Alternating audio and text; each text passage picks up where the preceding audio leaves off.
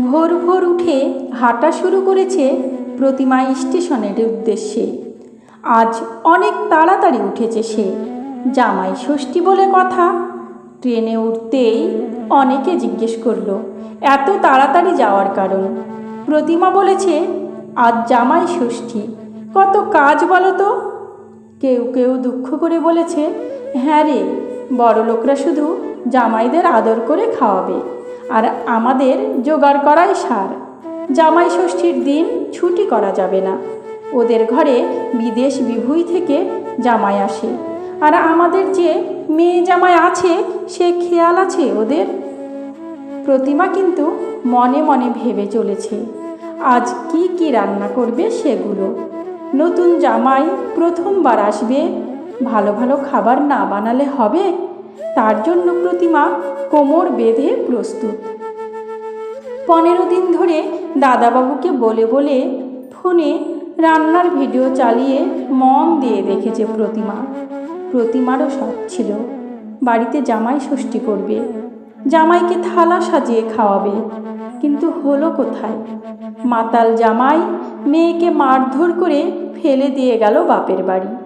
মেয়েটার একটা ছোট বাচ্চা, মাস 6 বয়স। প্রতিমা আর মেয়েকে যেতে দেয়নি শ্বশুর বাড়িতে। বলেছে যা হোক করে খেয়ে বেঁচে থাকুক আমার মেয়ে। যদিও তাতে আপত্তি করেছিল প্রতিমার মাতাল স্বামী। প্রতিমা শোনেনি। প্রতিমার কাছে তাই জামাই ষষ্ঠী করার ভাবনা দুঃস্বপ্ন। কিন্তু যেদিন দাদাবাবু ডেকে বলল, প্রতিমা, অদিতি মা মরা মেয়ে, এবার প্রথম জামাই ষষ্ঠী, কি করি বলো তো? প্রতিমা বলেছিল, আসতে বলে দাও জামাই বাবা আর দিদিমণিকে, আমি সব রেঁধে যত্ন করে খাওয়াবো। দাদাবাবু বলেছিল, তাহলে বোন তুই জামাইকে ফোঁটা দিয়ে আশীর্বাদটা কর, মা মরা মেয়েটার ভালো লাগবে খুব। প্রতিমা অবাক হয়ে বলেছিল, আমি যে সামান্য কাজের লোক। দাদাবাবু হালকা ধমক দিয়ে বলেছিল, এরকম কথা বলবি না একদম। অদিতি তোকে কত ভালোবাসে জানিস তো তুই, তাও এরকম বলছিস? তখন প্রতিমা হাসি হাসি মুখ করে বলেছিল, অত লেখাপড়া জানা জামাই বাবাকে জামাই ষষ্ঠী করব আমি? কি সৌভাগ্য আমার! যাই, কি কি রান্না করব লিস্টি করে আনি। সেদিনই দাদাবাবু অদিতিকে ফোন করে জানিয়ে দিয়েছেন জামাই ষষ্ঠীর নিমন্ত্রণের কথা। মা মরা মেয়ে অদিতি ভীষণ ভালোবাসে প্রতিমাকে। বৌদিমণি বেঁচে থাকতে প্রতিমা এসেছিল এ বাড়িতে। সারাদিন ধরে বৌদিমণির হাতে হাতে কাজ করে দিত সে। বড় ভালো ছিল মানুষটা। এত বড় বাড়ির লেখাপড়া জানা বউ, কিন্তু অহংকার ছিল না এতটুকু। রোজ দুপুরে যখন দাদাবাবু আর অদিতি দিদিমণি বাড়ি থাকতো না, দুজনে একসাথে বসে ভাত খেত, কত গল্প করত। ভালো মন্দ রান্না হলে টিফিন বক্স ভরে দিয়ে বলতো, নিয়ে যা প্রতিমা, ছেলে মেয়েদের খাওয়াস। প্রতিমা আর 5টা কাজের মেয়েদের মুখে বাবুদের বাড়ির নিন্দা শুনলেও নিজে সব সময় বলে এসেছে, ভাগ্য করে একটা কাজের বাড়ি পেয়েছি। সকালে এসে সারাদিন বৌদিমণির সাথে বড়ি বানানো, সবজি কাটা, আসন সেলাই সব করত প্রতিমা। তারপর বিকালের ট্রেন ধরে সন্ধ্যায় ঘরে ফিরত। কত শাড়ি বাসন দিত বৌদিমণি, কিন্তু মাতাল বরের জ্বালায় সেসব কিছু গায়ে তুলতে বা ব্যবহার করতে পারত না প্রতিমা। সব বেচে নেশা করত সে। তারপর একদিন এসে প্রতিমা দেখল সারা বাড়িতে কান্না আর শোকের ছায়া। বাড়ি ঢুকে জানতে পারল বৌদিমণি আর নেই। সবাই বলল নাকি হার্ট অ্যাটাক। ঘুমের মধ্যেই সব শেষ। খুব কষ্ট পেয়েছিল প্রতিমা, কিন্তু কান্নায় ভেঙে পড়া বৌদিমণির একমাত্র মেয়ে অদিতিকে ওই সামলেছিল তখন। তারপর থেকে এ বাড়ির পুরো রান্নাঘরের দায়িত্ব চলে আসে প্রতিমার উপর। প্রতিমাও সে দায়িত্ব সানন্দে গ্রহণ করে। বৌদিমণি মারা যাওয়ার পর অদিতি ভীষণ একাকিত্বে ভুগত, কান্নাকাটি করত। দাদাবাবু বলেছিলেন, প্রতিমা মেয়েটার কাছে কটা দিন থেকে যা। প্রতিমাও ছিল এ বাড়িতে পুরো 10 দিন। কতবার অদিতি ওকে জড়িয়ে ধরে কেঁদেছে। প্রতিমাও মেয়ের মতোই কাছে টেনে নিয়েছিল অদিতিকে। অদিতি মায়ের মতোই শান্ত, ভদ্র, অনেক বড় মনের। অদিতি দিদিমণি বড় কলেজে পড়তো। কলেজে পরীক্ষা দিতে যাওয়ার সময় সে বাবা মায়ের প্রণাম করার সাথে সাথে প্রতিমাকেও প্রণাম করত। প্রতিমা যখন বলতো, করো কি দিদিমণি, আমি মুখ্য সূক্ষ্ম মানুষ, অদিতি হেসে বলতো, তা বলে কি তুমি আশীর্বাদ করবে না? প্রতিমা বিড়বিড় করে বলতো, বড় হও মা, বিদ্বান হও। বৌদিমণি চলে যাওয়ার পরেও প্রতিমা সব সময় খেয়াল রেখেছে অদিতির খাওয়া ঘুমের উপর। পরীক্ষার আগে যখন বইয়ে মুখ গুজে অদিতি বসে থাকতো সারা দুপুর, তার মায়ের মতোই গ্লাস ভর্তি দুধ নিয়ে জোর করে অদিতিকে খাওয়াতো প্রতিমা। অদিতির বিয়ে ঠিক হতেই প্রতিমার মনটা খারাপ হয়ে যায়। বাড়িটা ফাঁকা হয়ে যাবে ভেবে দাদাবাবু নিজের বন্ধুর ছেলের সাথেই বিয়ে ঠিক করেন অদিতি দিদিমণির। অদিতির 2 মাসি এসে বিয়ের সব নিয়মকানুনের দায়িত্ব নিয়ে নেন। বিদায়ের সময় অদিতি প্রতিমাকে ধরে কাঁদতে কাঁদতে বলেছিল, বাবাকে দেখো মাসি, এ বাড়ির দায়িত্ব তোমার। তারপর থেকে বাড়িতে লোক বলতে দাদাবাবু আর ওদের অল্প বয়সী ড্রাইভার শিবু। শিবুকে এ বাড়িতে এনেছিল অদিতি দিদিমণি নিজে। তাকে নিচের তলার ঘরে থাকতে দিয়েছিল আর ভর্তি করে দিয়েছিল কলেজে। শিবু এ বাড়িতে থেকে দিব্যি লেখাপড়া করে, কেউ ওকে বিরক্ত করে না। আর আজকাল দাদাবাবুও খুব একটা বাইরে বেরোয় না, দরকার পড়লে শিবু সাথে যায়। সকাল সকাল কলিং বেল বাজাতেই চোখ কসলাতে কসলাতে শিবুও এসে বলল, মাসি এত সকালে?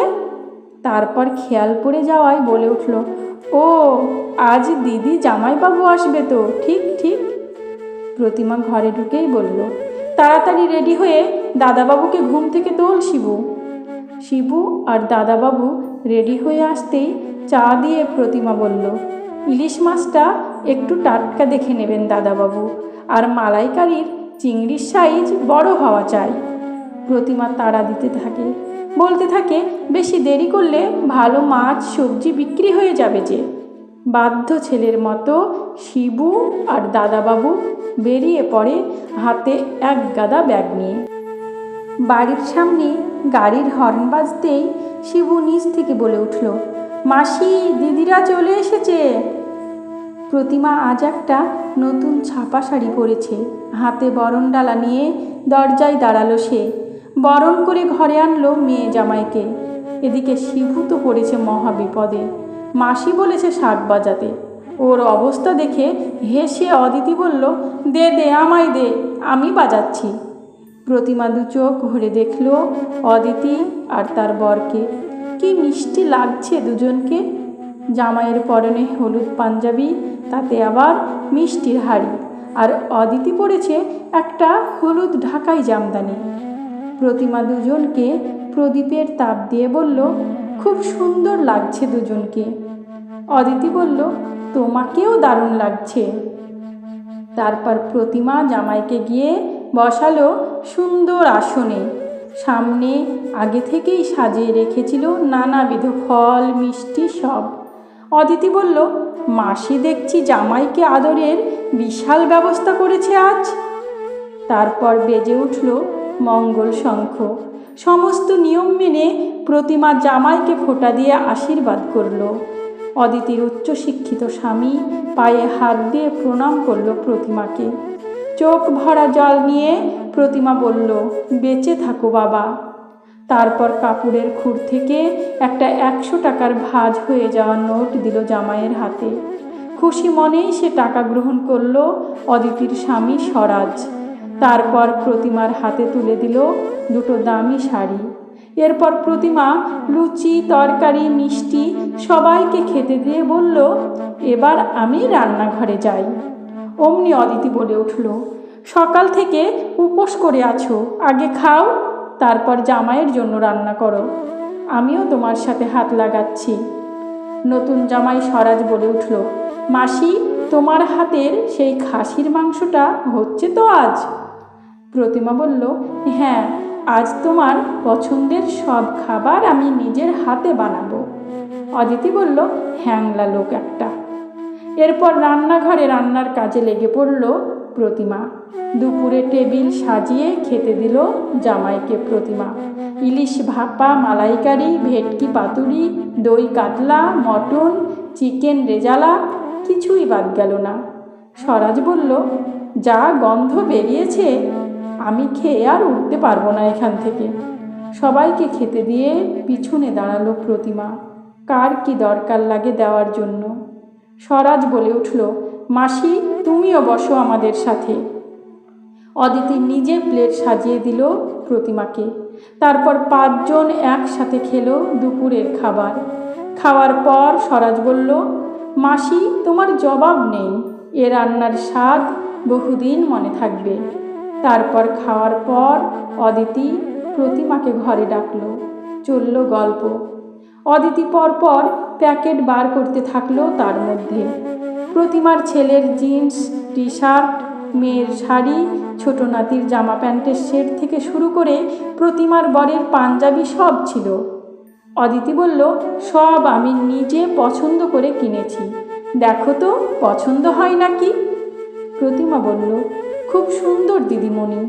তারপর শিবুকে ডেকে ওর হাতে জিন্স আর শার্ট দিয়ে বলল, জিন্সটা নতুন উঠেছে, এরকম স্টাইল তোর পছন্দ তাই না?